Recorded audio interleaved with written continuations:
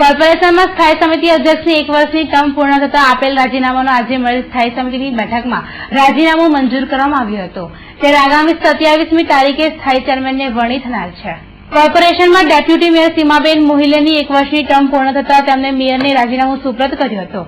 જ્યારે બીજી બાજુ સ્થાયી સમિતિ અધ્યક્ષ ડોક્ટર હિતેન્દ્ર પટેલની 1 વર્ષની મુદત પૂર્ણ થતા આજરોજ ખાસ મળેલ સ્થાયી સમિતિની બેઠકમાં કાર્યકારી અધ્યક્ષ સંજય બળગુજર અને સભ્યોએ સ્થાયી અધ્યક્ષનું રાજીનામું મંજૂર કરતા હવે ડેપ્યુટી મેયર અને સ્થાયી સમિતિ અધ્યક્ષનું પદ મેળવવા કાઉન્સિલરોએ ગોડફાધરના શરણે પહોંચી મહત્વના હોદ્દા મેળવવા પ્રયાસ હાથ ધર્યા હતા.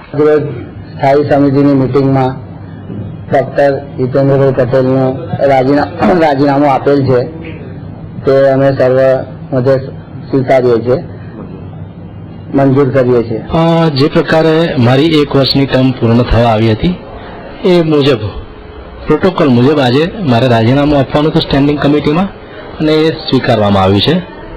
1 વર્ષ દરમિયાન મેયરશ્રી, કમિશનરશ્રી, વિરોધ પક્ષના નેતાશ્રી અને તમામ મ્યુનિસિપલ કાઉન્સિલશ્રીઓ, મીડિયા અને વહીવટી તંત્ર દ્વારા મને જે સાથ સહકાર મળ્યો છે અને મોવડીઓના માર્ગદર્શન દ્વારા આખા શહેરમાં અવિરત જે કામ કર્યું છે અને એના ભાગરૂપે વડોદરા શહેરના પ્રજાજનો પણ સ્વીકારે છે કે કામ થયા છે અને આવનાર સમયમાં જે અધૂરા કામો છે એને પણ ગતિ મળે એ દિશામાં અમે સહકાર આપશું.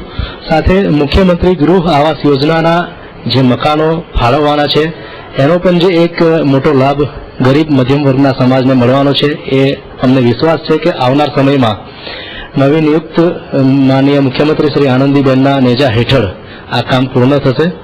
સાથે આંગણવાડીઓ પણ લગભગ 120 તૈયાર થવા આવી છે આખા શહેરમાં, એને નંદઘર કહીએ છીએ. એટલે ઇન્ફ્રાસ્ટ્રક્ચર સાથેનું જે નાના બાળકો છે, ભૂલકાઓ છે, એમને બેઠક વ્યવસ્થા મળી છે. નવીન દવાખાનાઓ જે 20 જેટલા NHRM હેઠળ પૂર્ણ થયા છે, શરૂઆત થયા છે ને કેટલાક પૂર્ણ થવાની તૈયારીમાં છે. એક મહત્વનો જે પ્રોજેક્ટ છે શહેરને લગતો, જે સાબરમતી રિવરફ્રન્ટના જે કન્સલ્ટન્ટ છે એમને આપણે વિશ્વામિત્રી રિવરફ્રન્ટનું કન્સલ્ટિંગનું કામ સોંપ્યું હતું. એમને પ્રોજેક્ટ રિપોર્ટ્સ આપણને સોંપી દીધો છે. અમને વિશ્વાસ છે ગુજરાત સરકાર અને કેન્દ્ર સરકાર બંને આના માટે નાના ફાળવશે.